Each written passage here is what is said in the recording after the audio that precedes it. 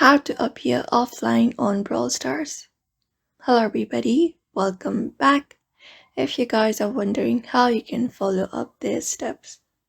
So for that, you can open up Brawl Stars application on your screen first and log in into your account.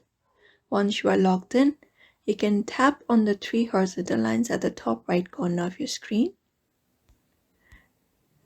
and a menu appears.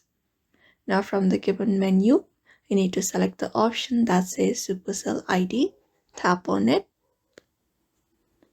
and once you tap on it, this opens up on your screen. Now from here, what you need to do is tap on the settings icon, this one right here, tap on it,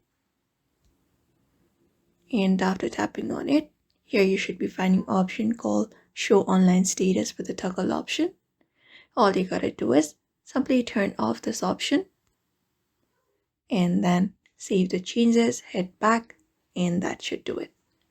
So that is how you appear offline in Brawl Stars.